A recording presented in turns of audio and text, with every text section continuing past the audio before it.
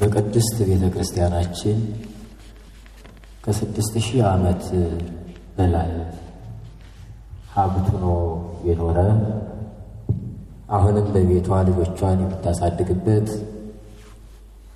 በ40 ቀንና በ80 ቀን የክርስትና ልጅነት ስትሰጥ ይህንን ታላቅ የሕይወት መጽሐፍ በአንገታቸው አስራ በሕይወታቸው ቀርጻ በሥጋው በደሙ አትማ እስከ ዕለተ ሞታችሁ እንዳትለዩ በዚህ እግዚአብሔርን ፈርታችሁ ወላጆቻችሁን አክብራችሁ ኑሩ ብላ ሥጋቸው በማያውቀው ነፍሳቸው ግን በምታውቀው የምታስተምርበት ታላቅ ኃይለ ቃል ነው።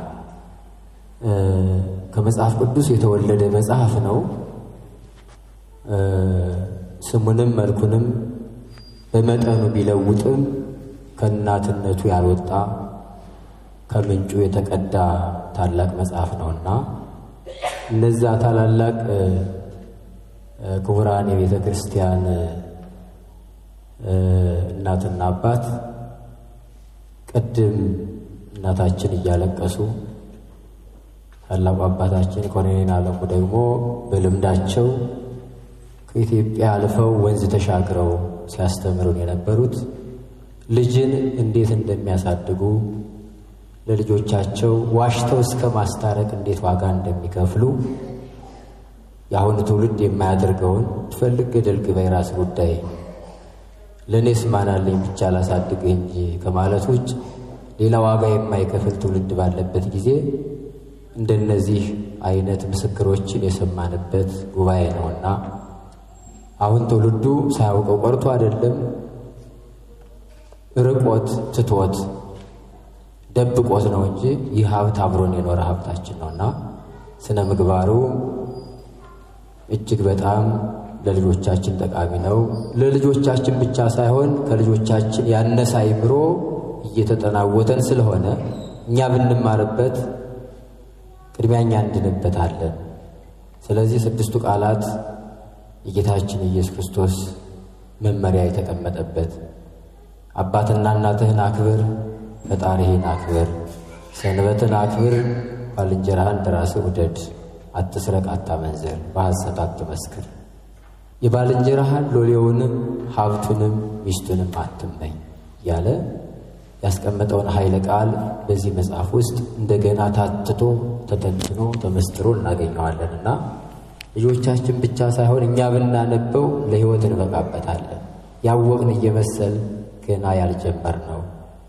የተማርን እየመሰል ከፍ ያለ ቦታ ያለን እየመሰለን ግን ዝቅ ብለን ስናየው ደግሞ አአትብ ገጽ ወኩልንታየ በትምህርተ መስቀል ብለን የፊደል መምህር እንዳለን ሳናውቅ ራሳችን ከፍ ያደረግን ሰዎች የምንማርበት የምንድንበት መጽሐፍ ነውና ወንድማችን ረጅም ዕድሜ ይስጥልን። በዚህ ዕድሜ በዚህ ዘመን ወጣቱ ልፍስፍስ እያለ እንደ ፔስታን ራሱን ባጣበት ጊዜ ራሳቸውን ወኔያቸውን አነቃቅተው በመንፈስ ቅዱስ ታግዘው ይህን የመሰለ ኃይለ ቃል በማድረስ ለትውልዱ እራት ነው ያደረሱለት። በመሸበት ጊዜ የሚበላው የሚጠጣው ባጣበት ጊዜ እናት ቤተ ክርስቲያኑን አገሩን ሃይማኖቱን ትውልዱን በረሳበት ጊዜ የሚበላውን እራት አቅርበውለታል። ይህን እራት የበላ ሰው ደግሞ በሰላም ያድራልና መጽሐፉን ሁላችንም ተመግበነው ይህን መጽሐፍ እንካ ብላው እንዳለ መጽሐፍ ይህን መጽሐፍ አንበን ተመግበን ተጠቅመንበት ልጆቻችን የምናሳድግ እኛ ስናነበው ነው ልጆቻችን ማሳደግ የምንችለው። አሁን ይህን መጽሐፍ ገዝቶ ለልጅ ከመስጠት ይልቅ መጀመሪያ ራሳችን ልናነበው ይገባል። ከዚያ በኋላ ጥያቄ እንመልስበታለን። የአሁን ልጆች ከቤታችን ከውያችን እያሉ እያመለጡን ያሉት ቅድም እናታችን እንዳሉት ስልክ ላይ ነው ሁሉም ተጥዶ የሚያመሸው። ባልና ሚስት አያወሩም፣ ልጆች አይደመጡም፣ ችግራቸው አይሰማምና እስኪ እናዳምጣቸው። እስከ ምሽቱ 2 ሰዓት ተኩል ስልክ ዘጋግታችሁ የሆነ ቦታ ላይ አስቀምጡ። ለልጆቻችሁ ፍቅር ስጡ። ልጆቻችን አውሯቸው እንዴት እንደዋሉ፣ እናንተም እንዴት እንደዋላችሁ ከትዳር አጋራችሁ ጋር አውሩ እስኪ። ከዛ በኋላ የሆነ ሰዓት ይውጣለትና በዚህ ሰዓት ዘመድ የምናገኝበት ስራ የምንሰራበት የተደወለ ስልክ የምንቀበልበት ተብሎ ቢታቀድ እንኳን ይሻላል። እንደዛ ካልሆነ ግን ወደ ጥፋት እየሄድን ነውና እግዚአብሔር ማስተዋሉን ያድለን። ለሀገራችን ሰላምን ይስጥልን። ለወንድማችን ረጅም ዕድሜ ይስጥልን። እነ እዝራ፣ እነ ኢሳይያስ፣ እነ ሄኖክ፣ እነ ዳዊት፣ እነ ሰሎሞን የተገለጸላቸው ምስጢር ለእግዚአብሔር በጊዜው እንዳቀረቡ ወንድማችንም ለትውልዱ የተገለጸልን ምስጢር አቅርበሃልና ትውልዱን የሚስማማ የሚለውጥ ያድርግልን። በሰላም ዋለ በሰላም ያሳድረን። እግዚአብሔር ከሁላችን ጋር ይሁን። ለሀገራችን ሰላምን ይስጥልን። አሁን ደግሞ ዝናቡ እጅግ በጣም በሚያሳዝን ሁኔታ ገበሬው ጅራፉን ጠቅልሎ ቀንበሩን ሰቅሎ የተቀመጠበት ሰዓት ነው።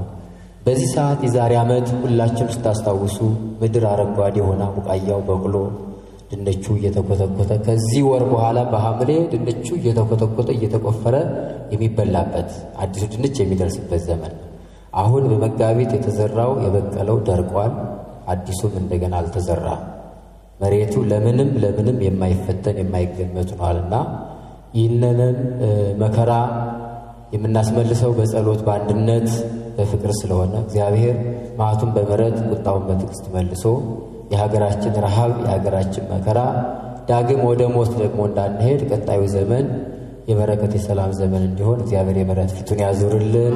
በሰላም አውሎናል፣ በሰላም ያሳድረን። ከሰንበት ረድኤት በረከት ያሳትፈን። አቡነ ዘበሰማያት አባታችን ሆይ በሰማያት የምትኖር ስምህ ይቀደስ፣ መንግሥትህ ትምጣ፣ ፈቃድህ በሰማይ እንደሆነች እንዲሁም በምድር ትሁን። የዕለት እንጀራችንን ዛሬ በደላችንን ይቅር በለን እኛም የበደሉንን ይቅር እንደምንል፣ አቤቱ ወደ ፈተና አታግባን ከክፉ ሁሉ አድነን እንጂ መንግሥት ያንተ ናትና ኃይል፣ ክብር፣ ምስጋና ለዘላለሙ አሜን።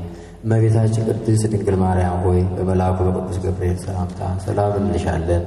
በሐሳብሽ ድንግል ነሽ፣ በሥጋሽም ድንግል ነሽ። የአሸናፊ እግዚአብሔር እናቱ ሰላምታ ላንቺ ይገባሻል። ከሴቶች ሁሉ ተለይተሽ አንቺ የተባረክሽ ነሽ።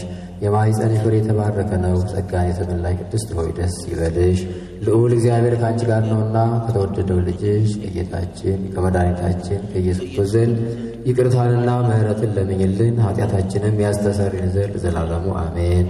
ኩኑ ፍቱሐነ ወንጹሐነ ከመ ይረስየነ ድልዋነ ለመንግሥተ ሰማያት ወንጹሐነ እምኃጢአት እግዚኦ መሐረነ ክርስቶስ እንበለ 12 ጊዜ በእንተ እግዝእትነ ማርያም መሐረነ ክርስቶስ። ኦ እግዚእ ኢየሱስ ክርስቶስ ስረይ ኃጢአቴ ወኃጢአተ ኩሉ ሕዝብ ከመ ይሠራ ኃጢአት እግዚአብሔር ይፍታ።